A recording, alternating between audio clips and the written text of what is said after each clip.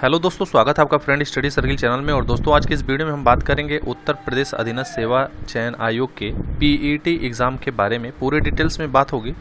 जो भी नए स्टूडेंट हैं और जैसा कि कंपटीशन की तैयारी में या फिर सरकारी नौकरी के लिए वो लोग इच्छुक हैं और उत्तर प्रदेश अधीनस्थ सेवा चयन आयोग के आने वाले विज्ञापन के बारे में पूरी जानकारी इस वीडियो के माध्यम से आपको मिलेगी। और क्या पीईटी है, ये सारी चीज़ें पीईटी संबंधित पूरी इस वीडियो में जानकारी दी जाएगी। यदि आपने चैनल पर पहली बार विजिट किया है तो चैनल को आप सब्सक्राइब कर सकते हैं, जिससे आपको गवर्नमेंट जॉब से रिलेटेड अपडेट मिलते रहेंगे। दोस्तों, वीडियो को लाइक शेयर जरूर कीजिएगा। चलिए शुरू करते हैं। दोस्तों, सबसे पहली चीज़, जो भी स्टूडेंट कंपटीशन में आ चुके हैं या फिर जिन्होंने 18 साल कंप्लीट किया है या फिर होने वाला है जिनका, और मान के चलिए 17 साल हैं या फिर 17.5 हैं, और दोस्तों वो लोग उत्तर प्रदेश अधीनस्थ सेवा चयन आयोग की भर्ती जैसे लेखपाल का हो गया, जूनियर असिस्टेंट का हो गया, जूनियर इंजीनियर का हो गया, एजीटीए की भर्ती हो गई, बीडीओ की भर्ती हो गई, लोअर पीसीएस की जो भर्ती आती है, ये सभी भर्तियाँ, यदि वे स्टूडेंट इन सभी की तैयारी करना चाहते हैं और वो लोग चाहते हैं कि इसमें अपना सिलेक्शन लें, तो सबसे ज़रूरी चीज़ क्या है? पहले जो नहीं था वो पिछले साल से लागू हुआ है पीईटी।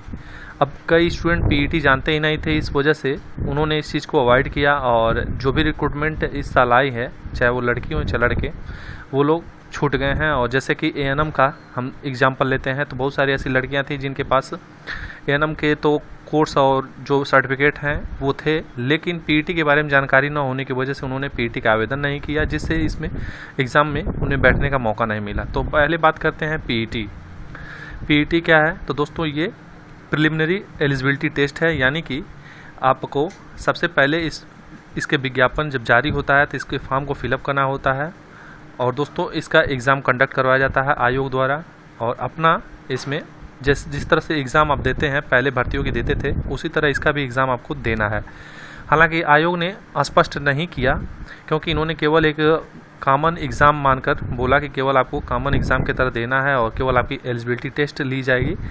लेकिन दोस्तों, अभी बहुत सारी चीज़ें ये विज्ञापन आने के बाद शुरू हुआ, वो सारी चीज़ें मैं आपको बताऊंगा, लेकिन पहले ये जान लीजिए कि पीईटी क्या है और ज़रूर क्यों है।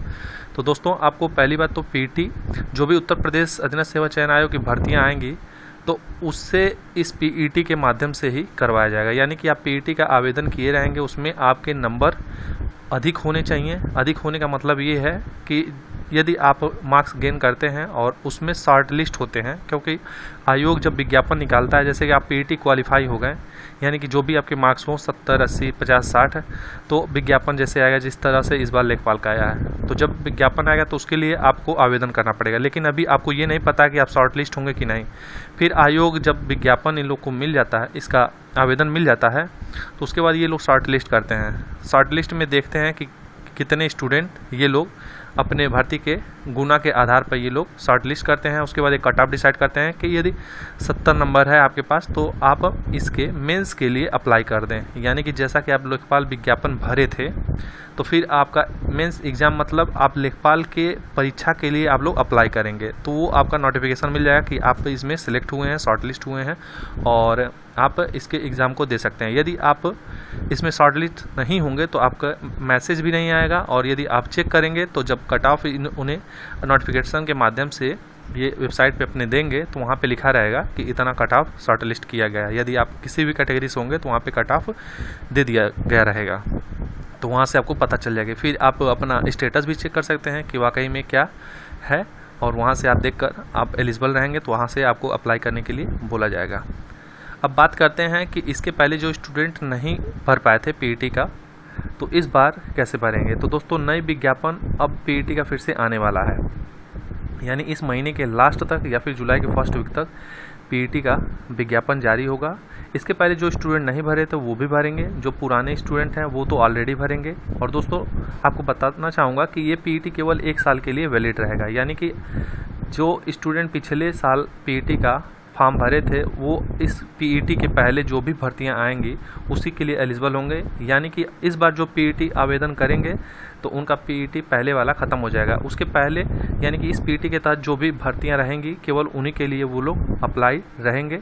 इसके बाद यदि पीईटी के इसके बाद आता है कोई विज्ञापन तो इस पीईटी के माध्यम से होगा। यानी कि मान लीजिए पीईटी 2022 का एग्ज़ाम इन्होंने करा दिया, सबका मार्क्स आ गए, तो अब जो भर्ती आएगी तो वो इस पीईटी के माध्यम से होगी, ना कि पहले वाले। तो यानी पहले का एलिजिबिलिटी ख़त्म हो गया, अब इस पीईटी के माध्यम से होंगे।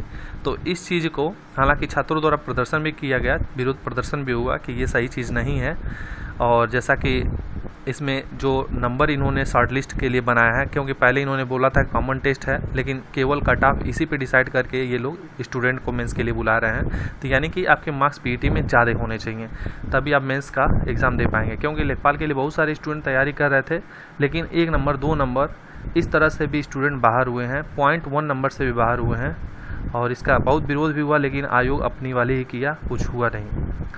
तो आप लोग इस बात को ज़रूर ध्यान देंगे कि पीईटी जब भी विज्ञापन आएगा तो इसका आवेदन करें। इसकी तैयारी आपको अच्छी से होनी चाहिए, जिस तरह से लेखपाल की या फिर किसी एग्ज़ाम की तैयारी होती है उसी के अकॉर्डिंग, इसके सिलेबस के अकॉर्डिंग आपकी तैयारी होनी चाहिए, जिससे आप अच्छे मार्क्स गेन करें। और इसमें माइनस मार्किंग भी होती है दोस्तों।